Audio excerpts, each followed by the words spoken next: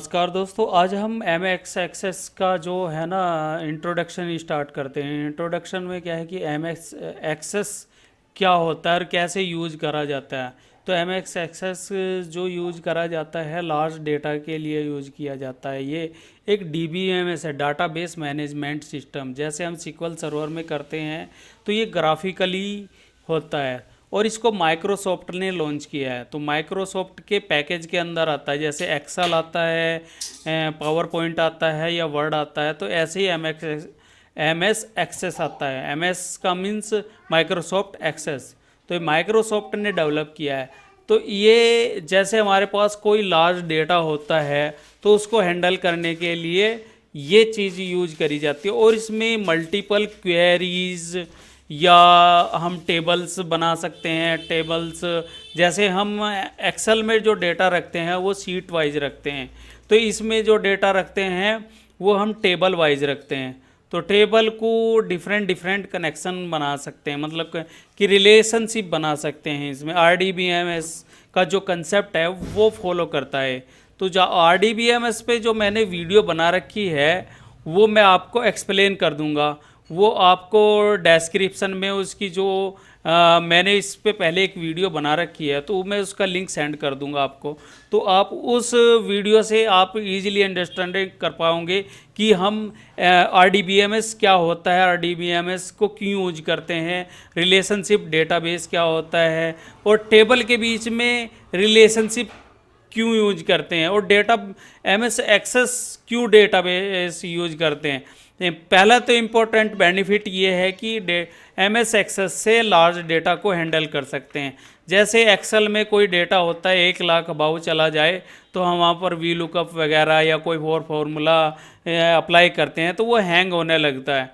तो वो बहुत हैंग होने की प्रॉब्लम आती है। और सपोज करो कि जैसे हम कुछ उसमें कुछ लिंकिंग करते हैं या कुछ अलग डेटाबेस से लिंक कर सकते हैं, तो इस पे मल्टीपल डेटा को लिंक करके उस पे वर्क कर सकते हैं। ये मैक्सिमम 2 करोड़ का डेटा हैंडल कर सकता है। 2 करोड़ का डेटा हैंडल करता है और उससे 2 करोड़ से अबाव का जो डेटा होगा उसको कैसे हैंडल करना है वो मैं आपको इसमें आगे जो नेक्स्ट वीडियो बनाऊंगा इंट्रोडक्शन की और जो इस तरह के वर्क हैं वो आप आगे बताऊंगा। तो MS एक्सेस ज़्यादातर ईजिली इसके फैमिलियर नहीं होते। फैमिलियर मीन्स कि ज़्यादातर इसके बारे में जानते नहीं, पर बहुत बेनिफिट होता है एक MS एक्सेस का। MS एक्सेस से आप अपने काम को बहुत ईजी कर सकते हैं। मैं इस MS एक्सेस का जब आप ये पूरे लेसन्स में बना दूंगा तो लास्ट में मैं आपको बता दूंगा कि हम MS एक्सेस से अपना जो डैशबोर्ड है उसको कैसे ऑटोमेटिक कर सकते हैं। ऑटोमेटिक क्या मीन्स कि यहाँ से रिजल्ट निकल के जाएगा और वो एक्सेल में पॉपुलेट होगा और सिर्फ जो आपने डैशबोर्ड बना रखे हैं वो वहाँ पर से जाके रिफ्रेश होगा और वो आपका डेटा बन के तैयार हो जाए। तो इसमें मैं बताऊंगा कि जैसे हम RDBMS में यूज करते हैं relationship 1 to many, many to 1, many to many या many to 1, तो इस तरह के रिलेशनशिप होते हैं तो वो कैसे फॉलो करे जाते हैं। इसमें जॉइंस यूज करते हैं, जैसे लेफ़्ट जॉइन यूज करना हो, राइट जॉइन यूज करना हो या इनर जॉइन यूज करना हो, तो इस तरह के जॉइन यूज करे जाते हैं। ये एक तरह से SQL के तरह काम करता है बट ये ग्राफिकली है। ग्राफिकली क्या मीन्स कि आपको ड्रैग एंड ड्रॉप करना है, आपको इसमें कोई क्वेरी नहीं लिखनी है, इसमें कुछ रिटर्न वर्क नहीं करना, कोई कोड नहीं लिखना होता।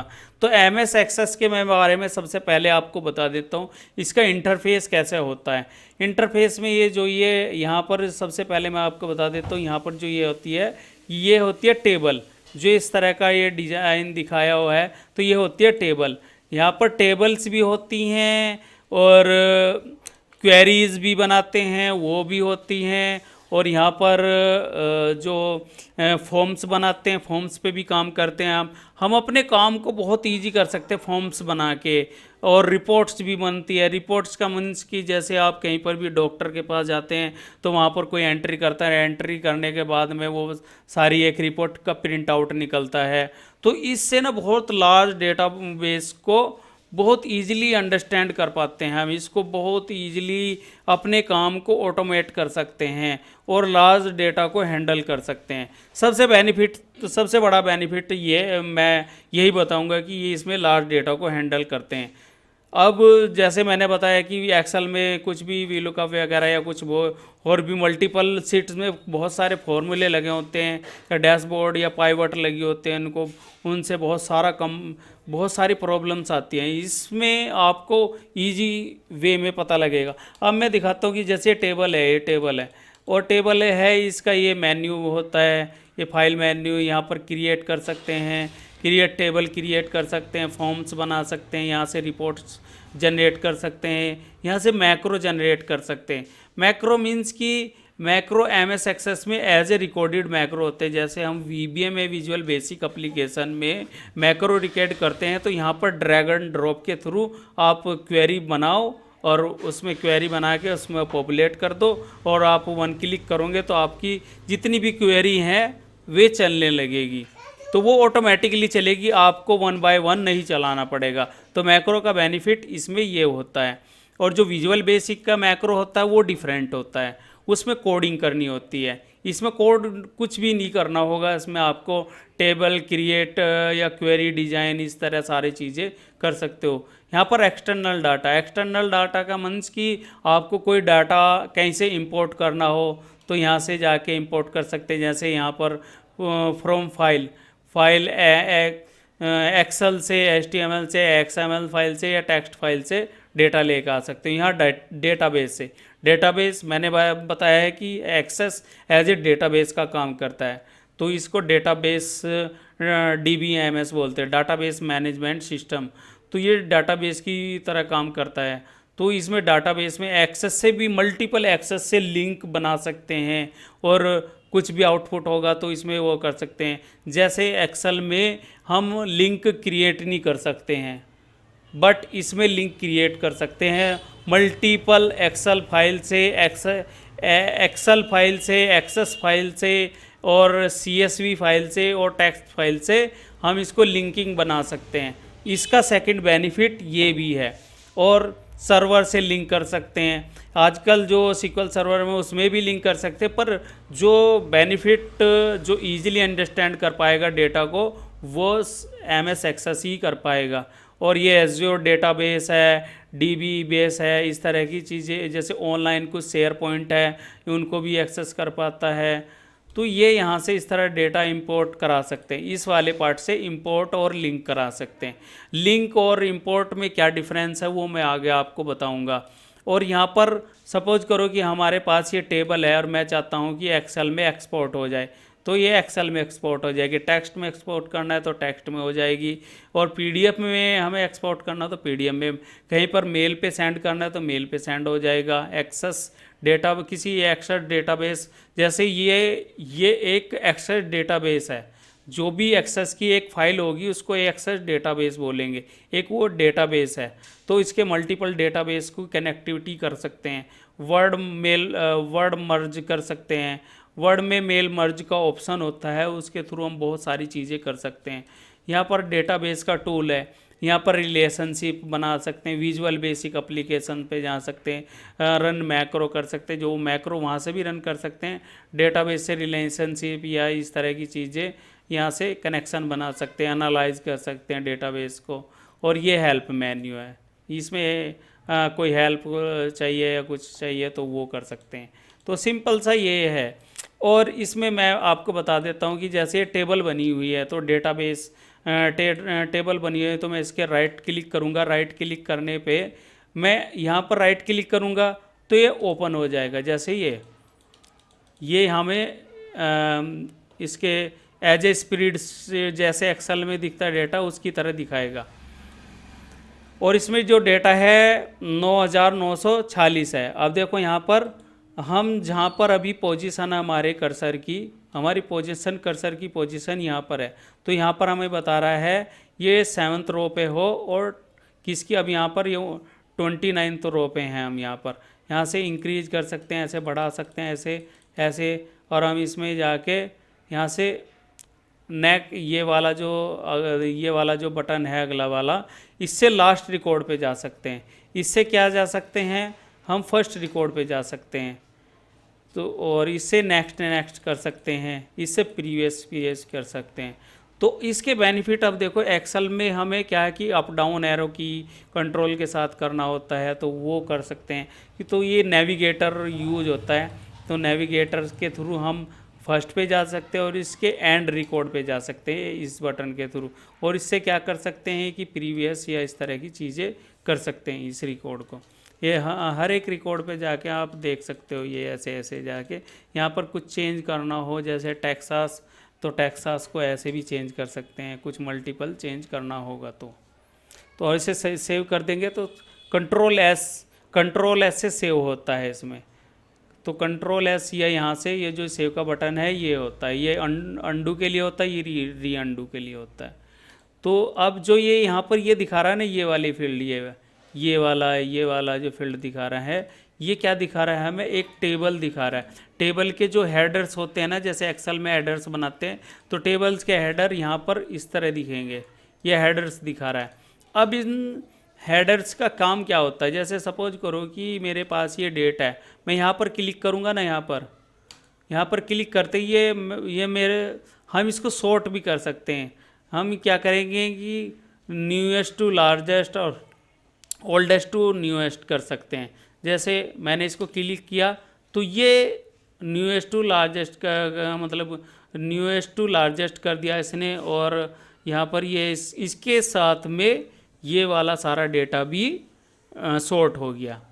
अब मैं यहाँ पर इसके थ्रू न्यूएस्ट टू ओल्डेस्ट कर सकता हूँ।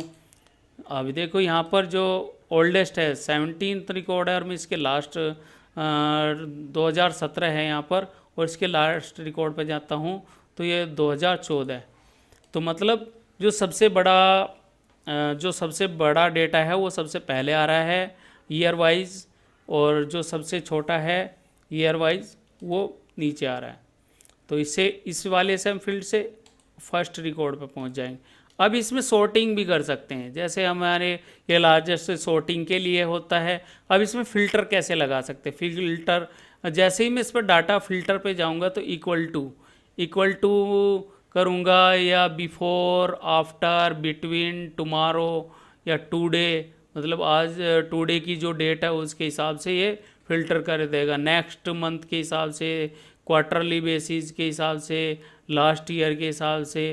जैसे मैं इस पर लास्ट ईयर के हिसाब से करता हूँ तो लास्ट ईयर आज का 2022 है, पर इसमें कोई डेटा है नहीं है 2022 का, तो इसलिए ये बोल रहा है कि जैसे अब यहाँ पर कोई भी हम ये 2017 से 2014 से 2017 तक का डेटा है। हम सपोज करो कि किसी डेट से फ़िल्टर करना चाहते हैं, हम चाहते हैं कि ये वाली डेट है, ये 2000,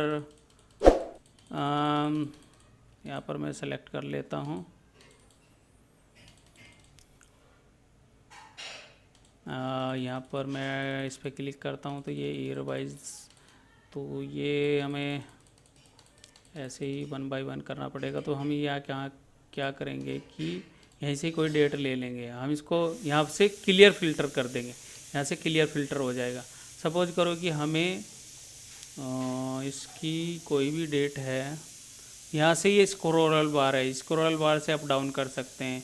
ये वर्टिकल स्क्रोल बार है, इसको माउस के साथ प्रेस करके अप डाउन कर सकते हैं, और जो ये लेफ़्ट, इससे हम ये यूज कर सकते हैं। तो जैसे सपोज करो कि मैं कोई ये वाली डेट है, ये वाली डेट, इस वाली डेट से फ़िल्टर करना चाहता हूँ। मैं यहाँ पर गया, मैंने वो कॉपी कर लिया था, और मैं इक्वल टू जाके यहाँ पर मैंने पेस्ट कर दिया, ओके करा। तो अब देखो इस वाली डेट के सारे रिकॉर्ड आ गए हैं। तो हम ऐसे भी मैनुअली फ़िल्टर कर सकते हैं। अब देखो जैसे हम ये डेट यहाँ से क्लियर कर देंगे तो यहाँ ये डेट के फ़िल्टर हैं। अब सपोज करो कि कोई स्ट्रिंग में जाएंगे, तो स्ट्रिंग में जैसे हमारे पास ये दिखा दिया इसने, इसमें कितनी फील्ड है, जैसे एक्सेल में सॉर्टिंग होती है। जैसे फर्स्ट क्लास वाला देखना है तो फर्स्ट क्लास के जितने रिकॉर्ड होंगे वो हमारे पास आ जाएंगे। ऐसे ही मैं सेकंड क्लास के लेऊँगा तो ये ऐसे आ जाएंगे। तो ऐसे फ़िल्टर कर सकते हैं इसमें, यहाँ पर क्लियर फ़िल्टर हो जाएगा। और यदि न्यूमरिक पार्ट पे हमने फ़िल्टर लगाना होगा तो वो न्यूमेरिक पार्ट में वही equal to, does not equal to, less than, greater than, suppose हमें कि ग्रेटर देन चेक करना है, ग्रेटर देन किसके, मैं चेक करता हूँ 200, जो 200 से ग्रेटर देन वैल्यू है उस पर फिल्टर लग जाए। अब देखो ये 200 से बड़ी बड़ी ग्रेटर देन वैल्यू है, और इसका ये काउंट भी दिखा देगा यहाँ पर, काउंट कितना है 2580। जब फिल्टर हो के आएगा तो टोटल रोज़ कितनी है इसमें 2580 है, तो ये हमें ऐसे भी दिखा देगा। अब जैसे हमें एक्सेल में देखते हैं तो फिल्टर का एक साइन बना जाता है, तो इससे पता लग जाएगा कि इसमें फ़िल्टर लगा हुआ है।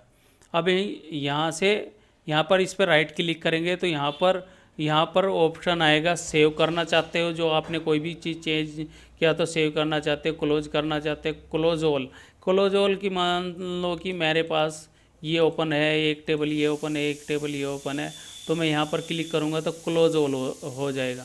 मैं यहाँ से क्लोज ऑल करेगा तो ये पूछेगा कि do you want to design the table master, हम कर देंगे नो, हमें कोई भी कुछ नहीं चाहिए उसमें, कोई जो सेव करने के लिए पूछ रहा था हमें कुछ भी नहीं चाहिए, तो अब हम यहाँ पर से इसको हटा देंगे।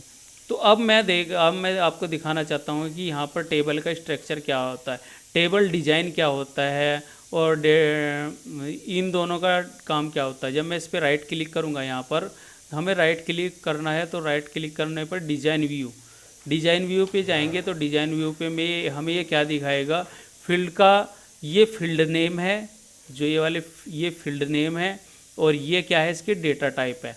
डेटा टाइप रो आईडी नंबर में है, ऑर्डर आईडी शो टेक्स्ट, जो मतलब टेक्स्ट में होता है, और डेट होती है डेट एंड टाइम में, शिफ्ट डेट एंड टाइम में, और जो टेक्स्ट की वैल्यू होगी शो टेक्स्ट में होगी, और कोई नंबर होगा तो वो नंबर में होगा। ऐसे ही जैसे सेल्स की वैल्यू है वो नंबर में होगी, क्वांटिटी भी नंबर में होगी, और डिस्काउंट भी नंबर में होगा, और ये प्रॉफिट भी नंबर में होगा।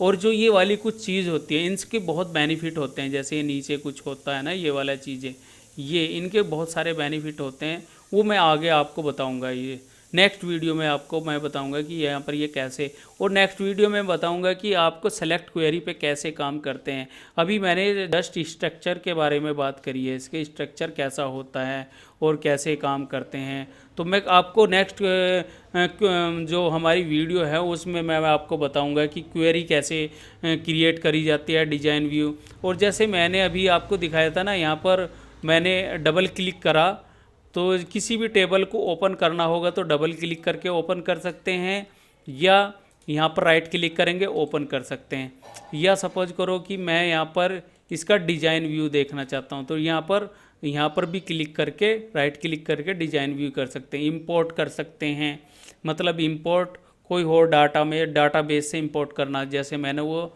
ऊपर बताया था, यहाँ से भी इंपोर्ट कर सकते हैं। एक्सपोर्ट करना होगा तो इसे एक्सेल में एक्सपोर्ट करना है, वर्ड में एक्सेस की कोई फाइल है उसमें एक्सपोर्ट करना है, ODBC ये टाइप है। रीनेम करना हो, मतलब इसका नाम चेंज करना हो, तो वहाँ से भी वो कर सकते हैं। यदि रीनेम करना, किसी का भी रीनेम करना, तो उस पर F2 प्रेस करो, F2 प्रेस करने के बाद में वो हो जाएगा। तो ये ज़्यादातर एक्सेल की जो कुछ शॉर्टकट कीज हैं वो वर्क करती हैं इस पर, जैसे F2 से हम वो रीनेम करेंगे। तो अब जैसे मैं इसको रीनेम करना चाहता हूँ तो रीनेम पे ये एक एरर देगा, क्योंकि अभी ये ओपन है यहाँ पर, तो इसमें कुछ भी चेंजेस नहीं कर सकते हो तुम।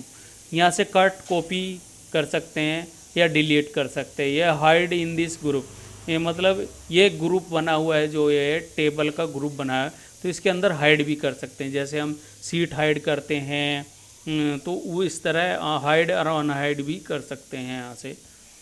तो जैसे मैंने अब यहाँ पर ये डिज़ाइन व्यू में ओपन किया हुआ है, अब मैं यहाँ पर राइट क्लिक करूँगा, एक लास्ट ऑप्शन रह गया था ये वाला, तो इसका मतलब क्या है कि डेटा सेट व्यू, मतलब डेटा की फॉर्म में, जैसे हमें एक्सेल में डेटा दिखता है तो डेटा की फॉर्म में हमें ये डेटा दिखेगा जब इस पर क्लिक कर देंगे। तो अब देखो ये क्लिक करने पे हमें डेटा की फॉर्म में डेटा दिखा रहा है यहाँ पर।